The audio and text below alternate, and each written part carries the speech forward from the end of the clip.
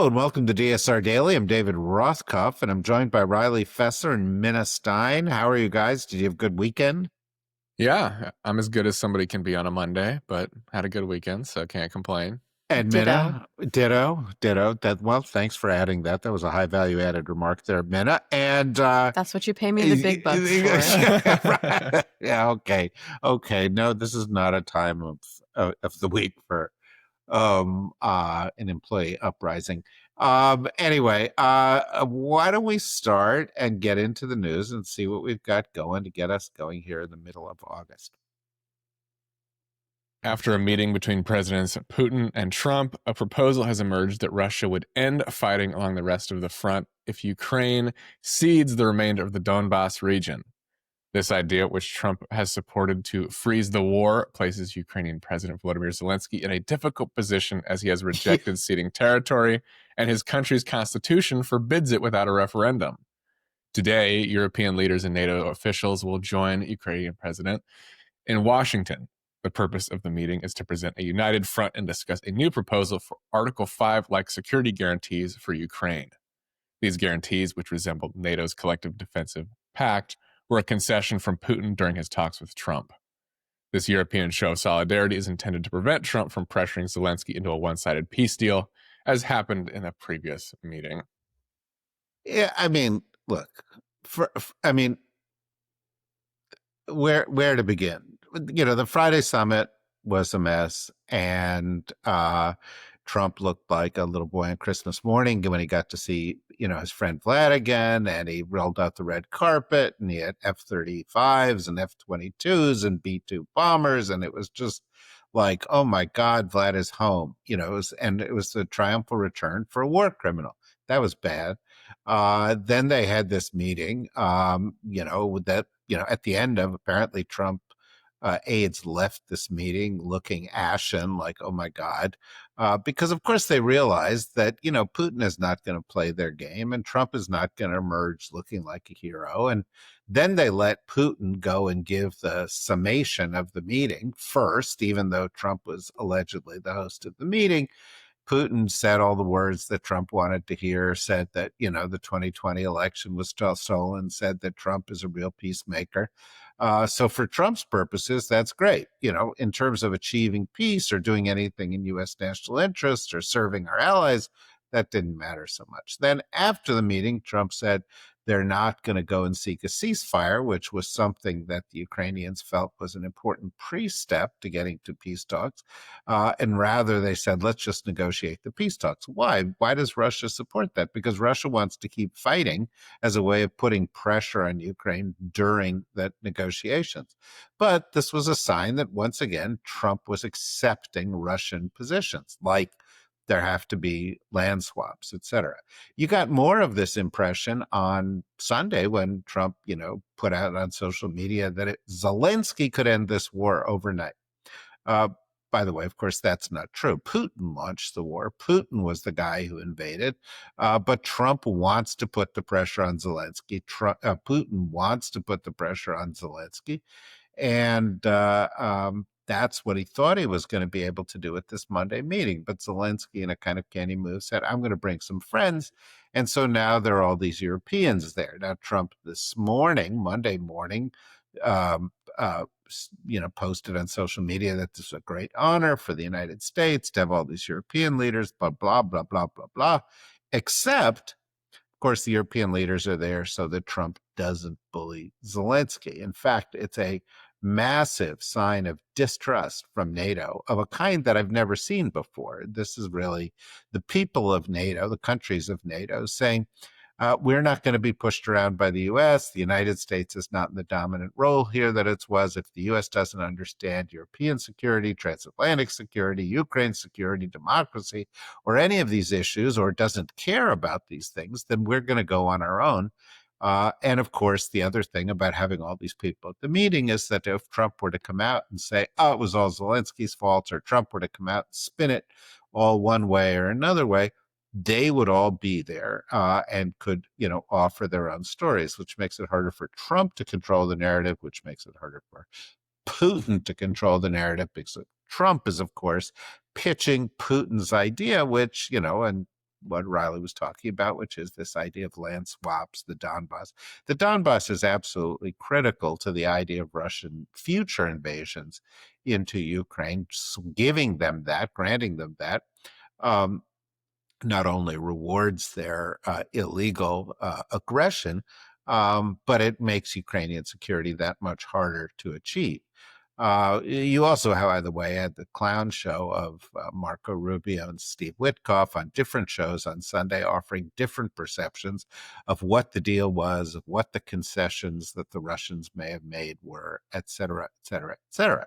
So all eyes on this meeting, which begins this afternoon. And, it's very, very likely that this thing could, produce tension between Europe and Trump. But Trump will try to spin it like, we're working towards peace. The process is continuing and so on. But underneath it all, probably going to make Trump's antipathy for NATO greater, probably going to lead to a gradual rift growing between the U.S. and the Europeans, no matter what is announced today. But we'll watch it very closely. And if you want more of my views, you can go to my Need to Know Substack, where I wrote a piece yesterday called Between Two Summits, which takes a look at these things. And of course, come back here and we'll do some special programming on this tomorrow and on Wednesday and so on, because I think this is clearly going to be one of the big stories of the week. Okay, that was a lot from me. Minna, so give us a story that I won't have to talk so much about. Hundreds of thousands of Israelis staged a nationwide strike and mass protests on Sunday, demanding an end to the war in Gaza and the return of 50 remaining hostages, as the Israeli military prepares a major assault on Gaza City that could displace up to 1 million Palestinians. The demonstrations reflected growing public and military opposition to the offensive, which many fear will endanger the hostages and deepen the humanitarian crisis. While Israeli leaders insist the war must continue to defeat Hamas, critics, including former hostages and opposition politicians, warn it is causing needless suffering and risking more lives on both sides. Yeah, I mean, it's not just critics. At this point, everybody in the world, with the exception of a very, very small group of, right wingers in Israel and the Trump administration, are condemning what the Israelis are doing because it is genocide. It is mass murder. It is a war in which a hugely disproportionate number of children have been killed. It is leading to starvation and suffering. And clearly, the Israeli plan to take control of all of Gaza again is going to cause all these things to get worse. Trump, of course, put out a social media post in the past 24 hours in which he said the only way for there to be real peace is to get rid of Hamas, get all the hostages back. He's behind the Israeli moves, and so forth. It's disgusting. It's deplorable. It's the second administration in a row that's giving Israel carte blanche to commit these crimes against the Palestinians. But it's also something else, just as a footnote for those of you who are watching. It's Donald Trump supporting a horrific war, which probably is not going to help his chances for that Nobel Peace Prize that he so desperately wants. He's not an ender of wars. He's a supporter of wars. He supports Netanyahu. He supports Putin. And that is an absolute indictment of any suggestion that he is somebody who seeks peace around the world. Following social media posts by conservative activist Laura Loomer, the U.S. State Department has temporarily halted visitor visas for people from Gaza. Secretary of State Marco Rubio stated the action was a result of inquiries from multiple congressional offices concerned that organizations involved in issuing the visas had links to terrorist groups like Hamas. The visas were for a small number of children from Gaza seeking urgent medical treatment not available in their home territory. Heal Palestine, the American humanitarian nonprofit involved, expressed distress over the decision, clarifying that their program is for temporary medical care and not a refugee resettlement program. Disgusting. Disgusting. This is a program that brings people who need medical attention to the United States out of a hideous war zone that we bear some responsibility for. And it is just yet another example of this administration being in the pocket of the Netanyahu administration. It's particular, both of these, or two of these first stories also shed some light on something else, which is Marco Rubio is doing a really, really bad job as Secretary of State. He said, in the with regard to the summit in Alaska, that American, or afterwards, that Americans don't really, have any interest in Ukraine. It doesn't matter if the war goes on there or not, which shows he just doesn't understand what U.S. interests are.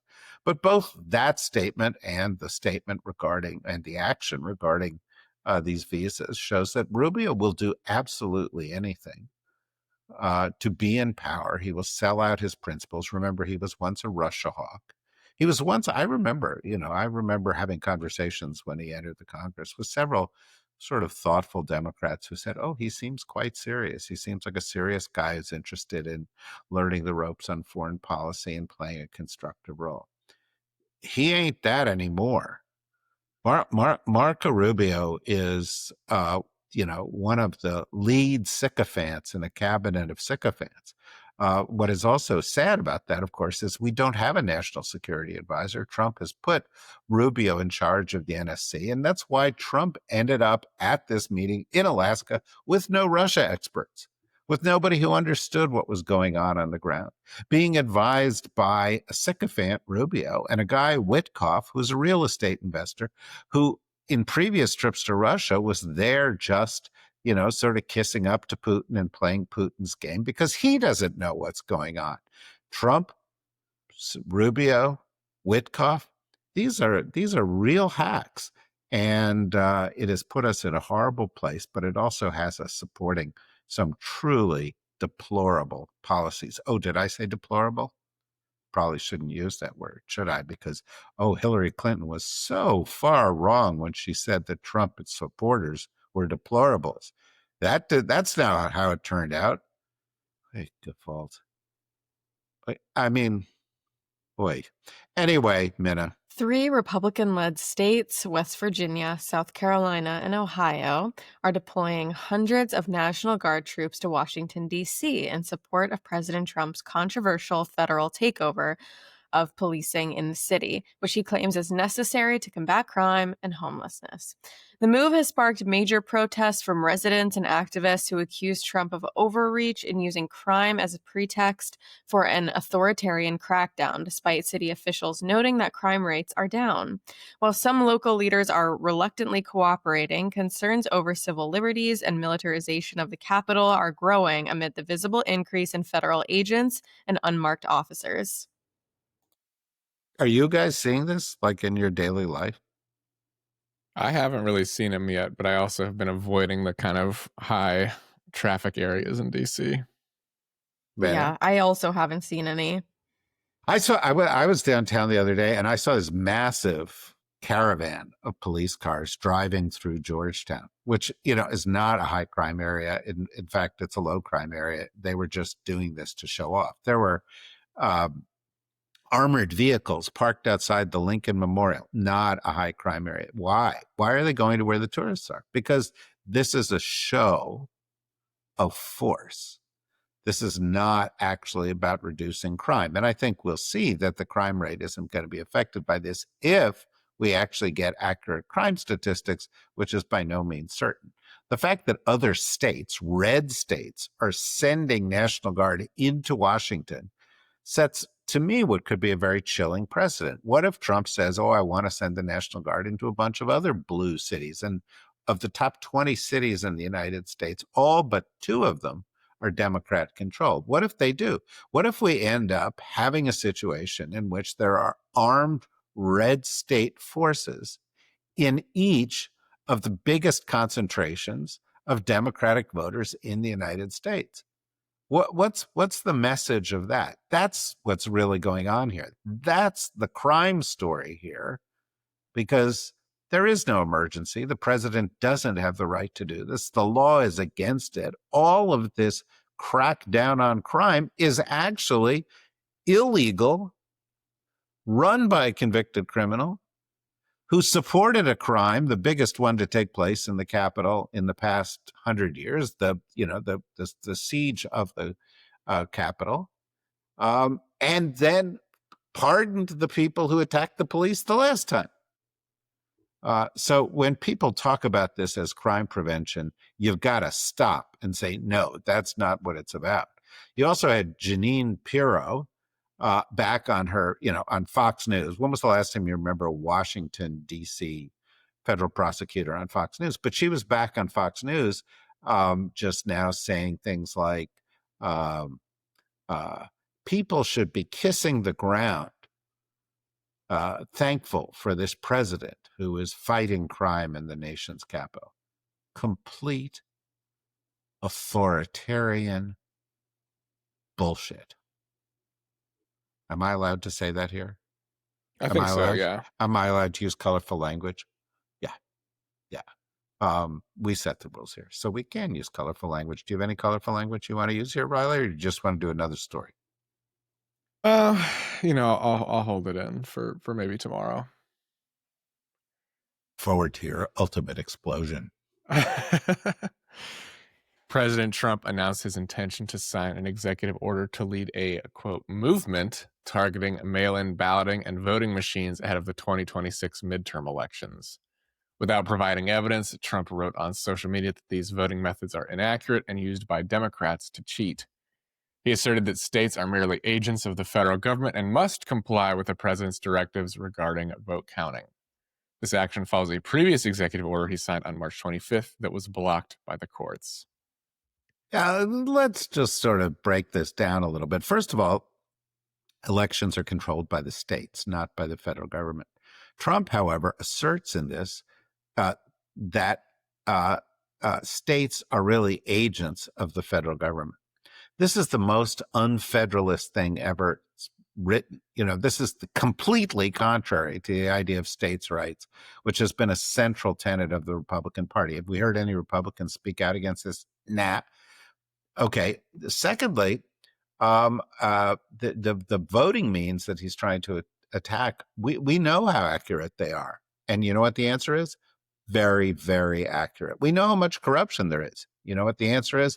Virtually no corruption, virtually no bad ballots.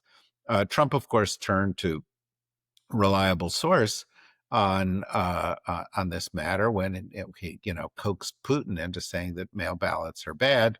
But here's the thing: there's mail balloting in Russia. Here's the thing: even though Trump said other countries don't do this, scores of countries do this, and they do this easily and well. The voting machine thing is just carrying forward a fraud that cost Fox News $800 million the last time around, and it's just not true. There's just no evidence of tampering or wrongdoing with any of these machines. So what is this? Well, of course, this is an effort by Trump, just like Republican efforts to roll back the Voting Rights Act, just like sending troops into the cities, just like the redistricting and gerrymandering, to rig elections. Because the guy who complains about rigged elections that he lost that weren't actually rigged is the ultimate rigger, the big rigger, the guy who wants to put himself and people he supports into power indefinitely by eliminating democracy in the United States. It's nothing less than that. That's not hyperbole. That's the consequence of all of these actions, which he's systematically unleashing without any pushback from his party, without any pushback from the Congress. And we shall see very soon how the judiciary reacts to this, because it is completely, grossly illegal and antithetical to everything that led to the founding of this country and has led to its great success for 250 years. It's only Monday. It'll get better, right? Right, guys? But tomorrow, sure. I don't know about that. Why not? tomorrow it'll just be happy news. Well, look, here's what we're going to do. We're going to cover what actually happens. We're going to do a special episode focused on the summit today, probably come out tomorrow. On Tuesday, we'll do Deep State Radio. We'll do Words Matter. We'll talk about that with Norm Ornstein. We've got a Civil Consciousness coming up. We've got a full week of programming before we do our summer break next week, in which we're actually not producing programming, and we're going to give you the best of here at the DSR network, unless everything goes to shit. If everything goes to shit, or there's some crazy thing that happens in the world, we're going to have to circle the wagons and get back to you, because we're not going to let any big story go uncommented on by experts, by the people that you've come to trust here. And if you like what we're doing here, please, this is a perfect moment. Go to the DSR network. I mean, seriously, how much does it take to click and go to the DSR network, click on membership, and for like, I don't know, less than the price of a slice of pizza, get this kind of programming every day into your life, and help support independent journalism, help support independent commentary, help support the endangered species of people who are willing to tell the truth about what this government is doing. We hope you'll do that. We hope you'll take that seriously. It's an important job. And every month, I don't know, 1.5 million, 2 million people download our podcasts and listen to it. So it's something people respect and value. And we've been doing it for 10 years. We're not new to this game. So there must be some reason people keep coming back. I hope there's a reason you keep coming back, and that will continue through to tomorrow, when we will continue. All right. Thank you, Raleigh. Thank you, Minna. Thanks, everybody. Bye-bye.